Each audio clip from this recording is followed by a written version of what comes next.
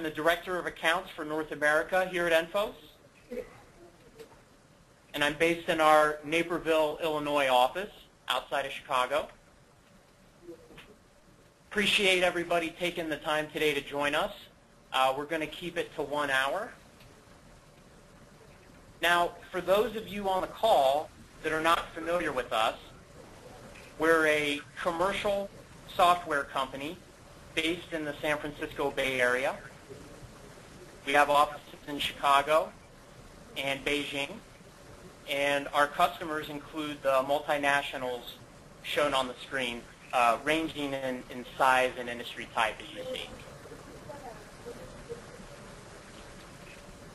So for today's program, we're going to be covering the following topics. We'll be presenting a specific case study with one of our customers, NuStar Energy. And since everyone on the call is muted, you could submit questions through the questions section of your dashboard. We will try to answer these questions live. However, if we run out of time today, we'll send out a follow-up email with the answers to your questions. Also, today's webinar is going to be recorded, and it'll be made available to all attendees within the next couple days. Now, to try to keep things interactive throughout the hour, we have several anonymous polling questions that will be showing on the screen throughout different points of the broadcast. You'll find those questions on your screen, and you'll be able to answer them right from your screen as well. So when everybody was signing up for the webinar, we had an optional question on the registration page, and that was, who is your winning team pick for the NCAA tournament? So we actually have some folks who've made it to the Sweet 16 so far. I know Mark picked Indiana, David Louisville, Gene picked Duke, and both Todd and Otha picked Florida. So keep rooting your team along. If your team happens to win the tournament, we'll be sending you out something special. Okay? And so with that, I'd like to introduce one of our panelists for today, Kessie Reddy. Kessie works with NuStar. NuStar runs SAP, and they implemented ENFOS in 2011. Their implementation of ENFOS included integration of the ENFOS system with SAP. Kessie? Yes, sir. This has been quite an experience for us. As you would have noticed that NuStar Energy is in the energy business, and we found this to be a great experience, and we've enjoyed the product so far. It's given us great benefits, and we're looking forward to a lot more to come. As you have noticed, I've 35 years of financial accounting and management accounting experience, and the last 7 years of which have been SAP functional and business analysis. And of that 35 years, 12 years with SAP experience. I've done many SAP project implementations, one of which was a favorite, a custom reimbursable system, and that's considered to be an SAP first. And I have vast operations experience at the refinery and terminal levels. Excellent. Thanks, Kessie. So we also have on the call today Craig Engle. Craig was instrumental in working with NuStar and ENFOS around the solution design, implementation, and SAP integration with NuStar and then a couple other companies as well. Craig? Hi. Yeah, I have 15 years of experience in SAP. I have done, like Michael said, 3 implementations between SAP and ENFOS, Hess, Total, and NuStar. most of those implementations are, standard SAP implementations where we utilize SAP BAPIs and everything. So it's been a good relationship, and the projects seem to be successful so far. Excellent. Thanks for joining us, Craig. So, Kessie, could you give us just a little bit of background on NuStar?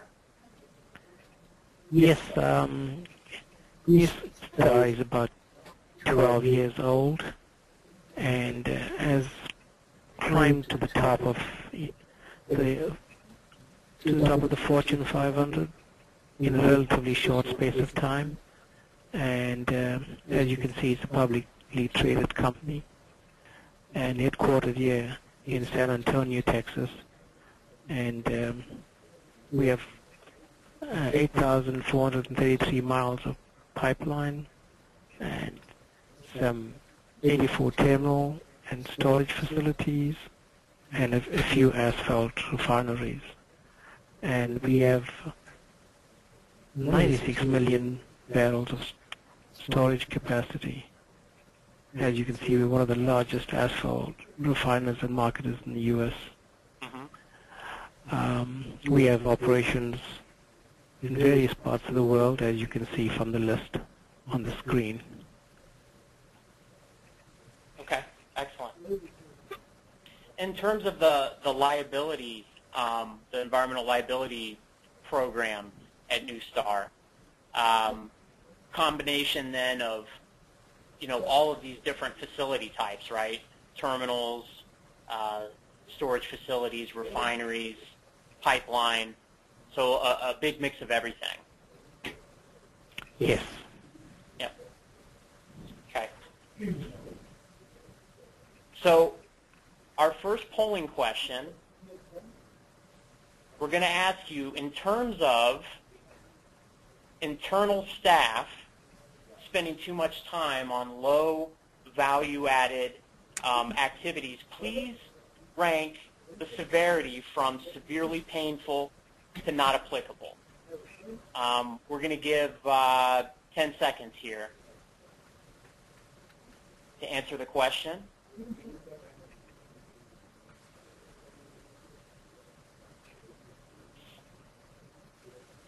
Okay.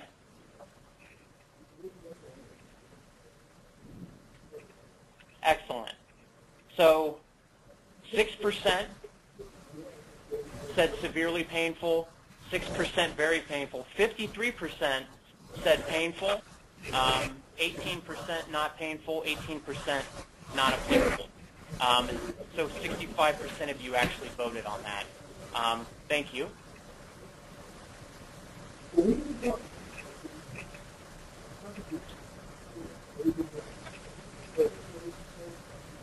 Okay.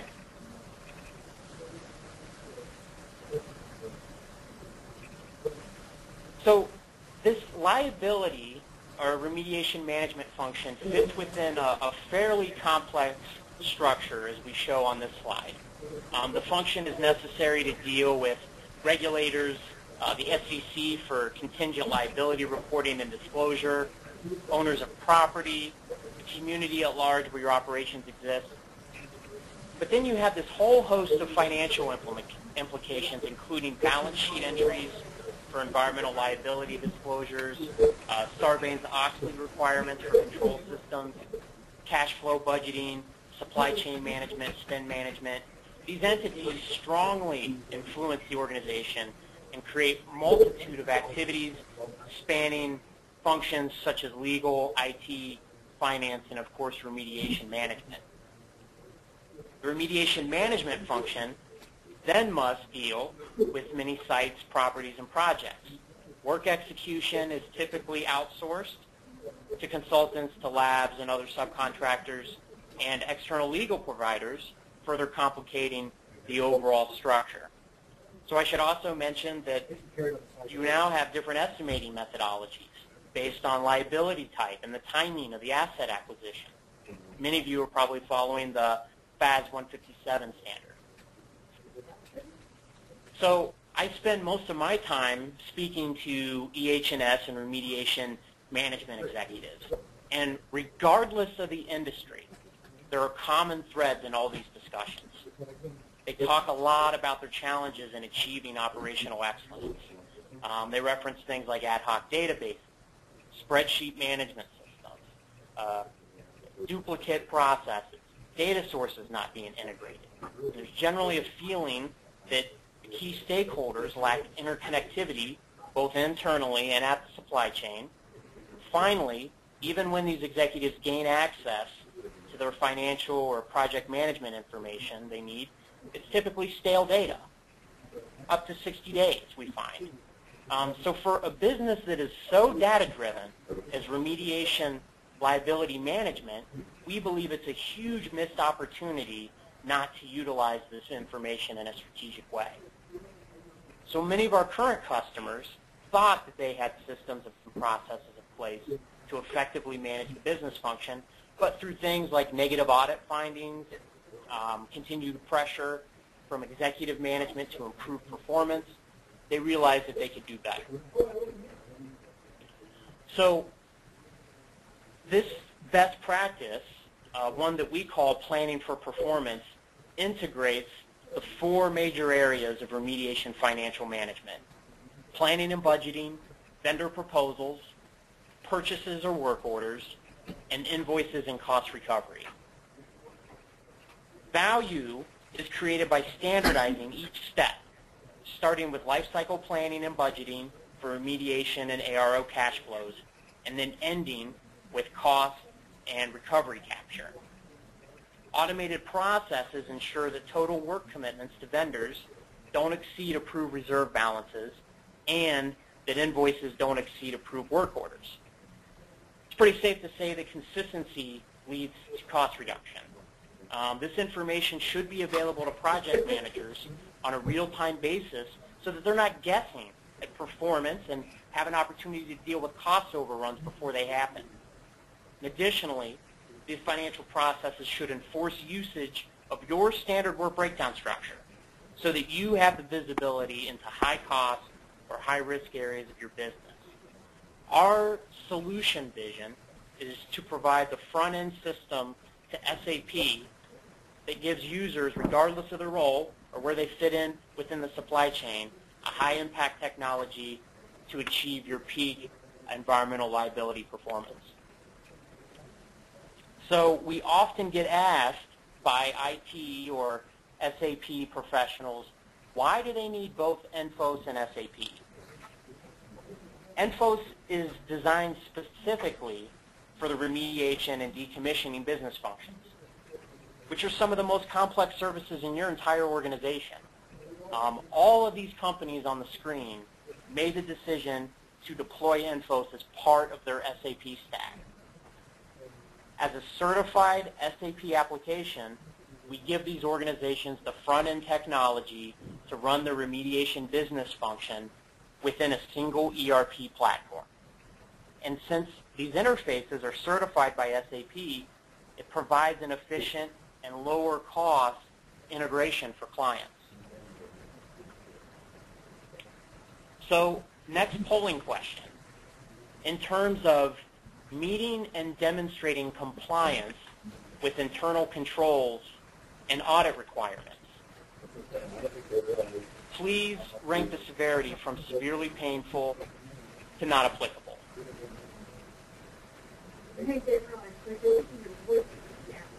And we'll give 10 seconds.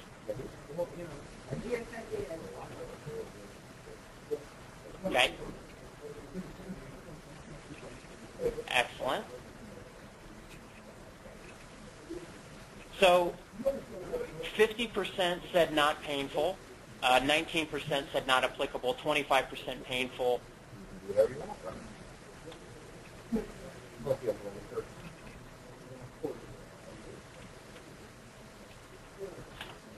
So Kessie, I'm going to turn it over to you to talk a little bit about the roadmap for transformation there at NuStar, okay? Okay. And so, as Mike said, that SAP, being such a great system, does a great back-end function And ENFOS provides that front end at an amazing efficiency. We don't need that kind of detail in SAP. You could have that if you want, but there is no need, since ENFOS is the system that would actually give you all the details that you need. I must say it's pretty granular. You can get down to the very, very bottom. When you look at on the SAP side, one has to be pretty diligent about requirements gathering.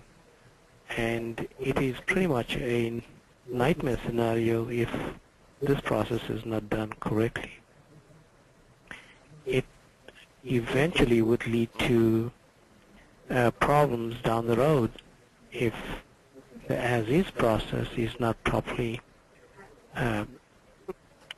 gathered, documented, process flowed. There are too many surprises on the way if you don't do that. And as you can see from the slide, when we were finally complete, there was no way it could be printed on normal paper.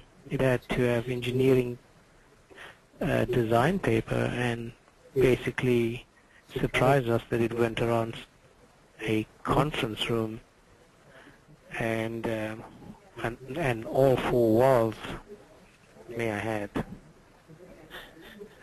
So, Kessie, I love this visual. That had to be pretty eye-opening for everybody in that meeting to see that. It certainly was. So, what? Go ahead. It was a surprise by the management of environmental remediation that so much detail was involved in the environmental remediation process. Yeah. And only documenting proves that point. So, do you think that the decision to move forward with some sort of technology solution, was that made before doing this process, or was seeing that banner across all four walls of the conference room, was that sort of the impetus to really, trying to do something? It did play a major role in the decision-making process.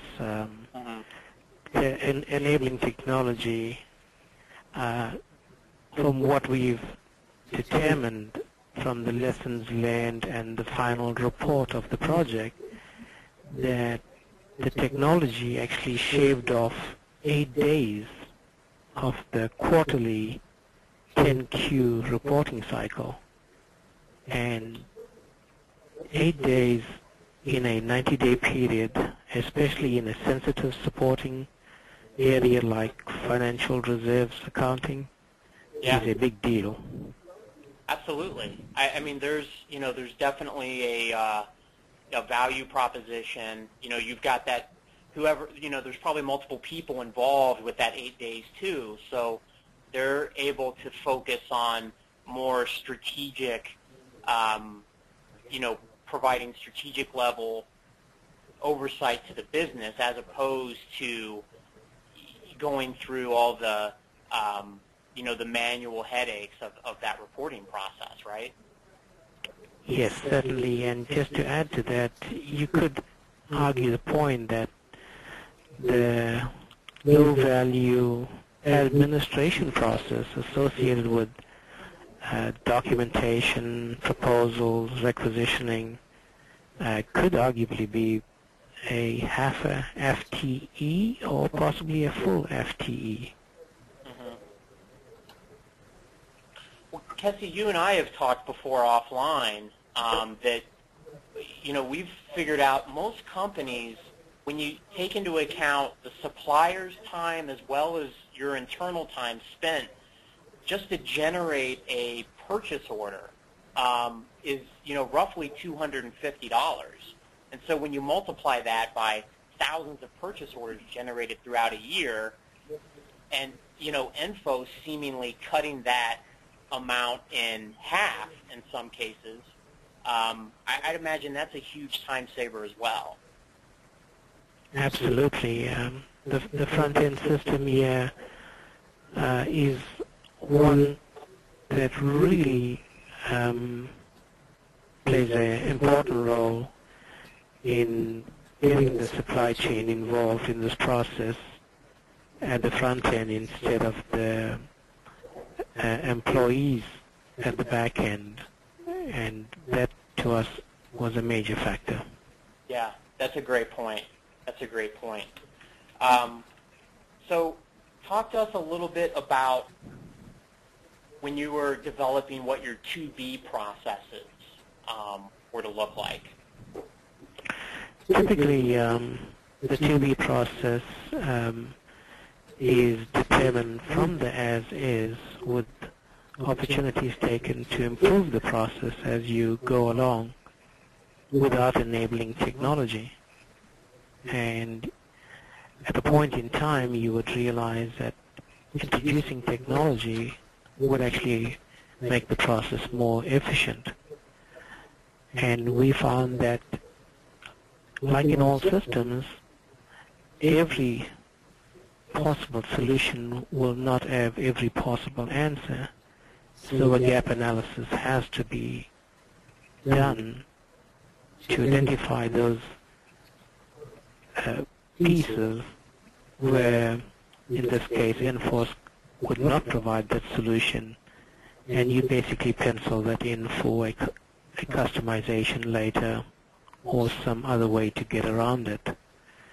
We found that in most instances, ENFOS actually provided, I believe, 95 to 98% of the solution. Yeah. Craig, were you involved in the in this process design with Kessie? I wasn't involved in this point up to here. I jumped in once they had the as-is, or the 2B process done. Got it. Okay.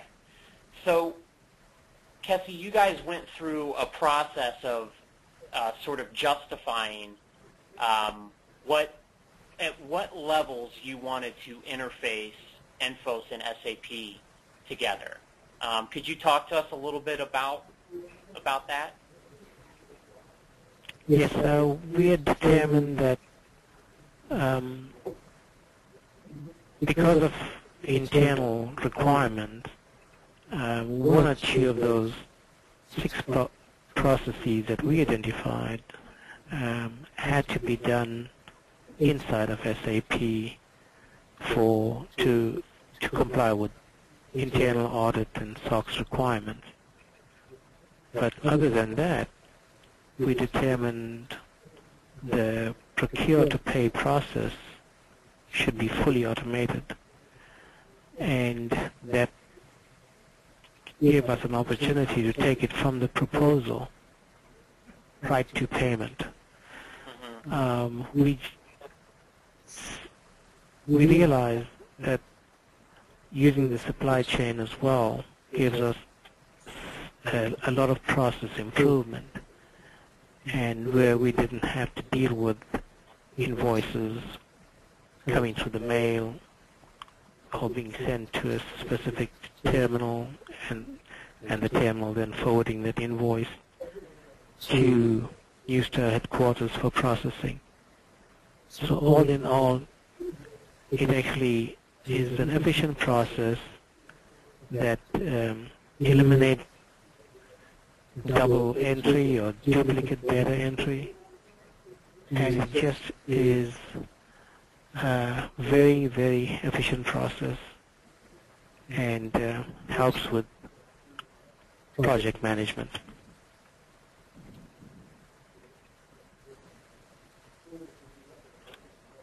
Okay. Craig, did you have anything to add on this? I know this was kind of the point where you started to jump in around the actual interfaces. Yeah, I kind of got involved right after this step here when we started actually designing how we were going to make this all happen. Yeah. So, you know, it's really around, you know, a lot of your process improvement came from the collaboration with the supply chain. And in order to do that, you really need some sort of front end for SAP. And so what a lot of companies struggle with is, do they want to try to tackle building something like that themselves? And I know, Craig, you've consulted with organizations that have, you know, shown interest in doing that, and I know you try to talk them out of that because of, you know, the cost and the time associated with trying to tackle something like that. Yeah, exactly. I mean, to get to the level of detail that is provided by ENFOS on the project management side with the WBS elements and the projects, it just doesn't provide that level that ENFOS goes down to. Right. So in order to do it in SAP, it would be a lot of enhancements and customization of the standard SAP project systems module.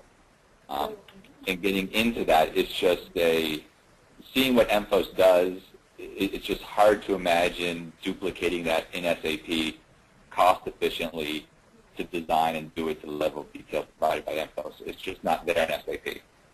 Yeah, interesting. Okay, thank you. All right. Next poll.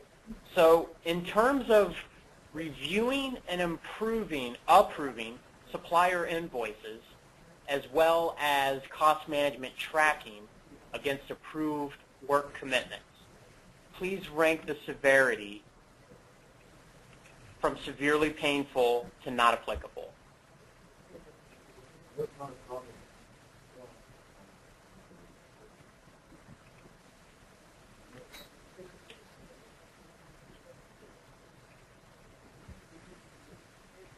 Yeah. Okay.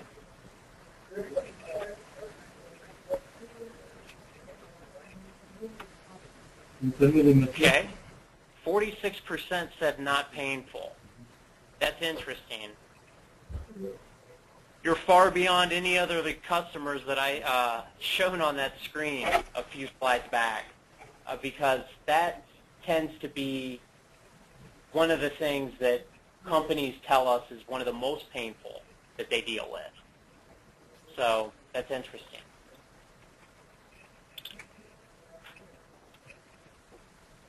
All right. So we'll talk a little bit now about NuStar's current approach and processes. So now NuStar is managing their remediation program in an entirely web-based platform. All their consultants and contractors have logins, and they're completing their work in ENFOS on behalf of NuStar. So ultimately, this is eliminating duplicate data entry, process inefficiencies, giving NuStar one version of the truth. So, Kessie, I know you talked a little bit about the financial planning cycle, or the reporting cycle, but has NuStar seen any immediate impact to their decision-making ability as a result? Yes, the fact that we have more time on our hands does lend itself to better analysis and better decision-making, and more accurate forecasting, and with more accurate adjustments to the reserves. So in that way, it has benefited NuStar. Okay, interesting.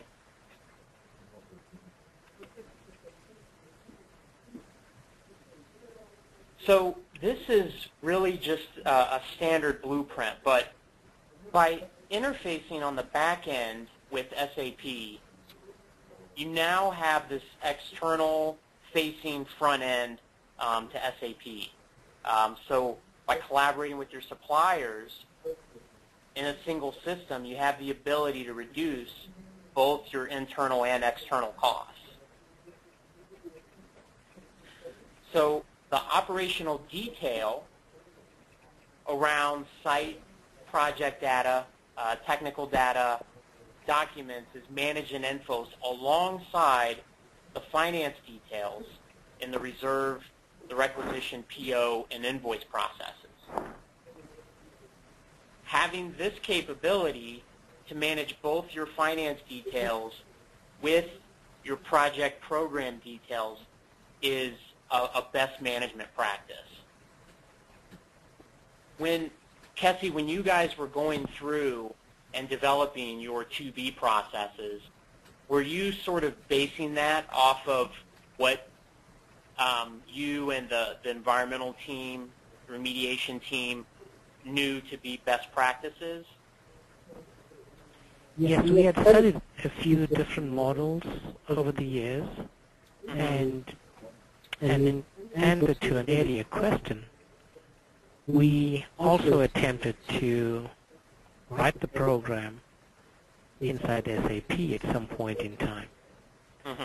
And after looking at different models, we settled on ENFOS because of its ability to give us almost everything that we wanted out of our original requirements gathering process. Yeah, so that's interesting, and I remember that when we were first kind of getting introduced to each other, you sort of talking about that process of looking to build something yourselves. Could you talk to that process a little bit? I think some of the folks on the call would benefit from hearing that, and not getting too specific, but just the amount of time that was required to develop business requirements and to look at technical specifications and that whole process. Yes.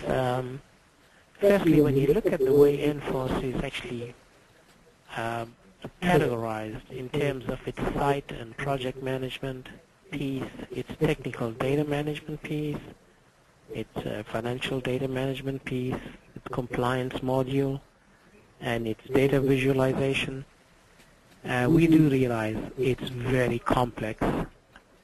In fact, a project had been started outside of SAP, and roughly about 2 years later, there was very little progress made. And when I first was engaged in the project, we analyzed what was done and realized it was far from completion, and we then made the choice that between the few different solutions that were presented to us, that ENFOS was the way to go. The complexity of what ENFOS provides, in my opinion, is very difficult to replicate in a solution outside of SAP and as well as a solution inside of SAP.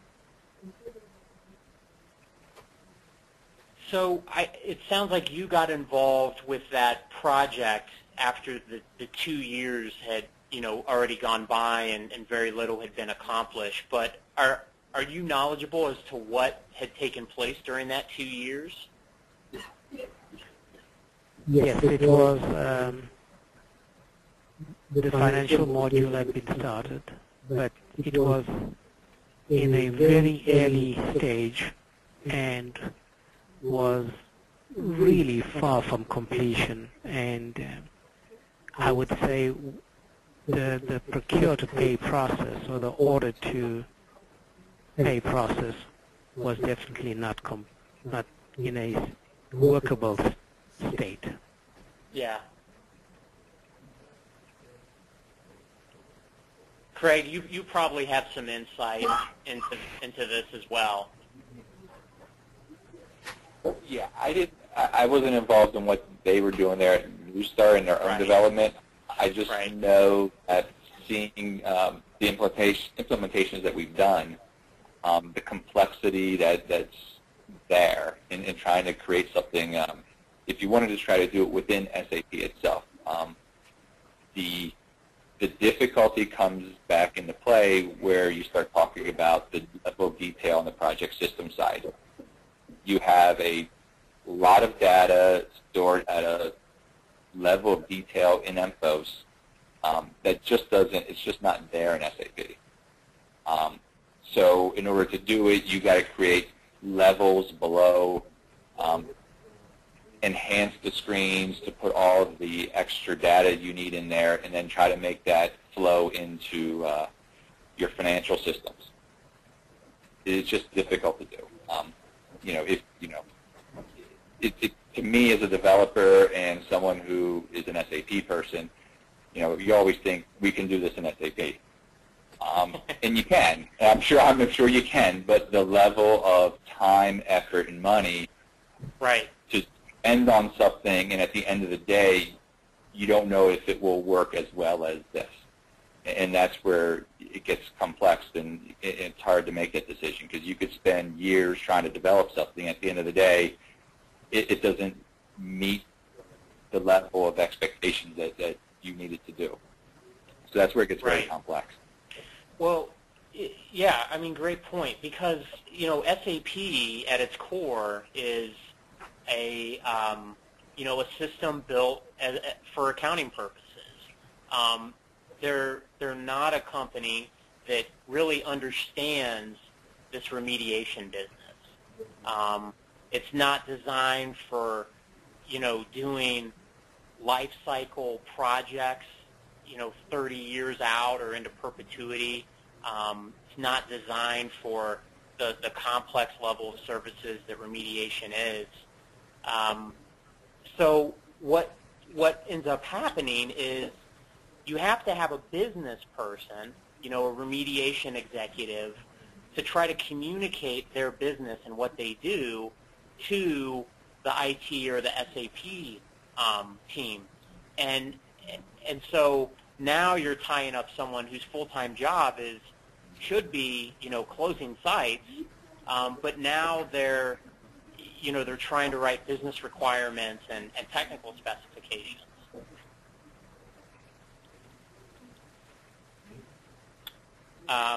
We've talked to companies before that have spent millions of dollars and never wrote a single line of code trying to do something like this themselves.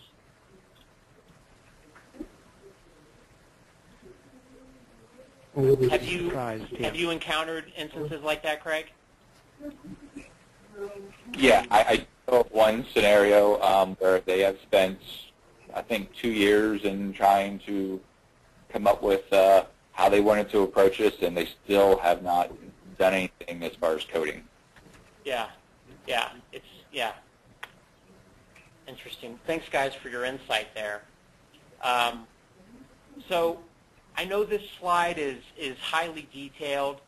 I don't think it makes sense to go through everything step by step, but Kessie and Craig, if you could just help walk us through, how the process now works at NuStar, utilizing the ENFOS and SAP integration. Yes, I'll kick it off. Okay. We do have, the option to have more interfaces than what you see on the slide, but these 6 interfaces are what we chose as the optimal interfaces for us at this stage of the game. You could have the option to create a project in ENFOS using an interface from the project management system, but we decided not to go there. And you could also have a PO that you would like approved.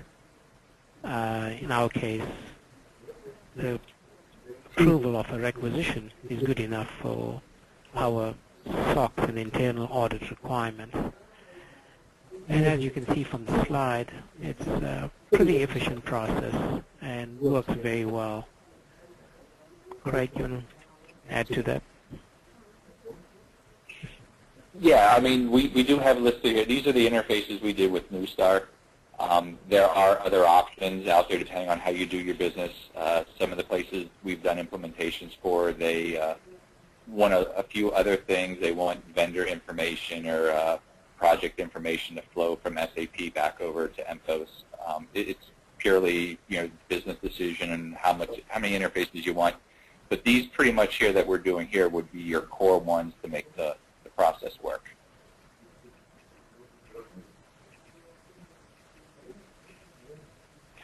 Great.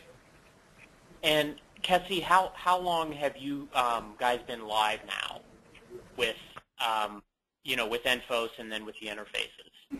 Since February the 15th, 2012. Okay. Excellent. Great. All right. Last poll. So in terms of managing work commitments, managing the work commitment process for your suppliers, so purchase orders, work orders, authorizations, and change orders. Please rank the severity from severely painful to not applicable.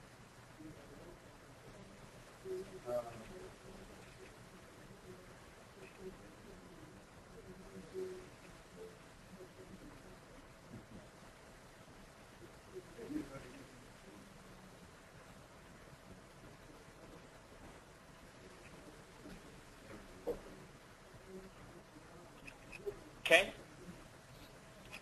so 6% severely painful, 19% very painful, 38% painful, and 31% not painful. Interesting. Kessie, do you have any insight into how that managing work commitments was at NuStar prior to ENFOS? I would say severely painful because there was so many manual processes involved. Right. And a typical one would be the invoice would arrive at the wrong location. It'll probably arrive at the terminal or refinery and not at headquarters where the accounts payable team would be processing. And invariably an invoice might go astray, and it becomes painful for the supplier that they will not be paid on time. Yeah. I would say severely painful until we brought in ENFOS. Yeah, and I know we have a lot of contractors and consultants on the webcast today. I'm sure they could relate to what you're saying about invoices being lost, right? Payment being delayed because of a lot of these manual processes. We kind of liken it to the frog in a boiling pot of water syndrome. You drop a frog in boiling water, it jumps right out. But if that frog is in the pot of water while the water's heating up, it'll stay in there and boil to death. And so a lot of the companies that we talk about are in that same position. They've been doing things the same way for so long that they're used to it. And so changing or moving to a process, even though they inherently think that something could be done better or differently, it's a huge challenge for a lot of companies.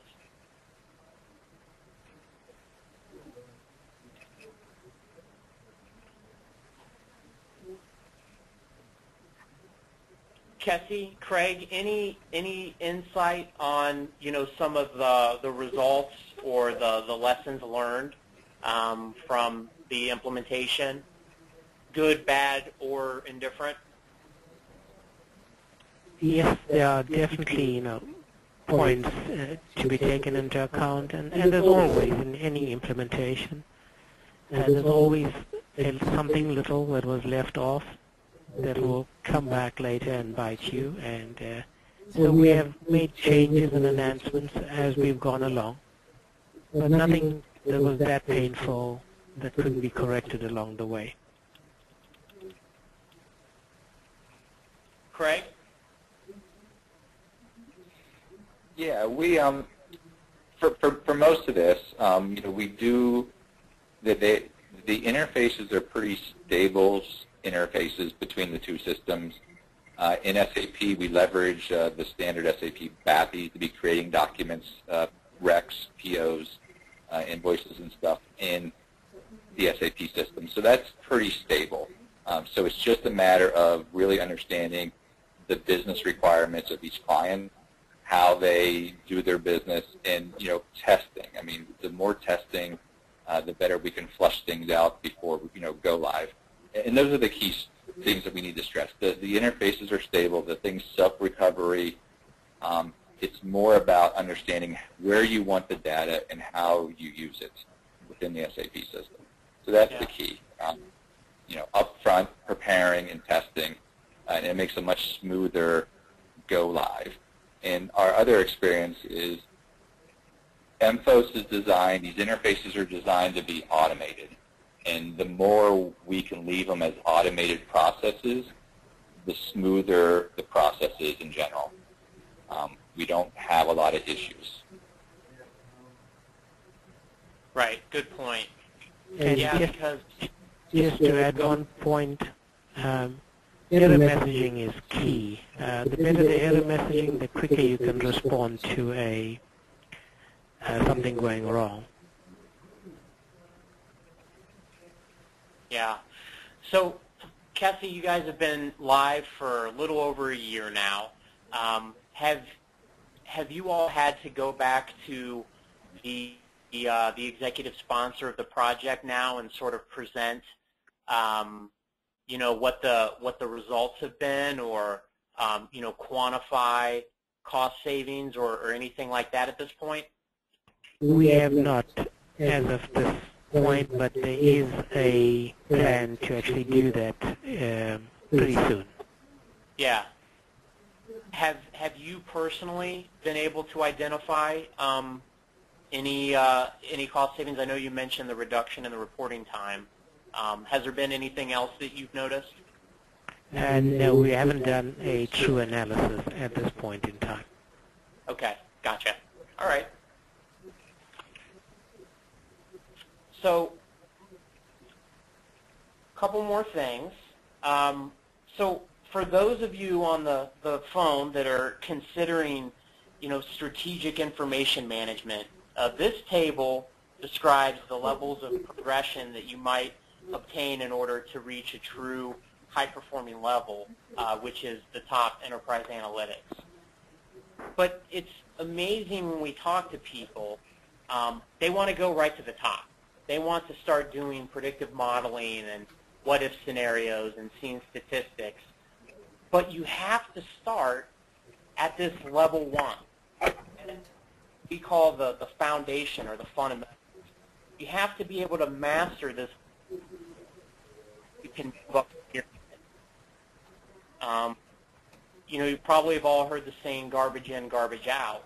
You have to have access to good real data in order to begin improving your process, to begin improving your performance, and then ultimately getting to that analytics level.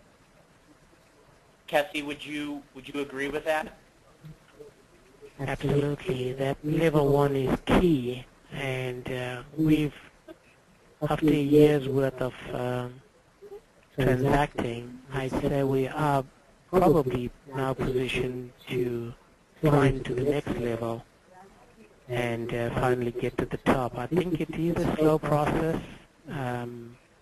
My opinion is it probably would take us at least 2 or 3 years to see its full maximum potential, and depending how quickly all the other modules are implemented, my guess would be between 2 to 3 to 4 years we would reach level 4.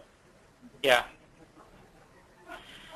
Yeah, this concept of data-driven decision-making is one that we talk about a lot in meetings with potential clients. So we see this as kind of the convergence of operational excellence. So that is a subject that we tackle in great detail during our annual user conferences. And so what we're offering today to anybody who has spent the hour with us on the webinar is $100 off the early bird registration fee to our users conference this September in San Francisco. It's being held for the second year in a row at the St. Regis in San Francisco. Over the past 3 years, attendance to this event has grown over 30%. So what we do, and I know a lot of people on the call have been there and already know what it's about, but for those that aren't, we bring in the collective power of our entire user community, industry, consultants, laboratories, to share best practices and network.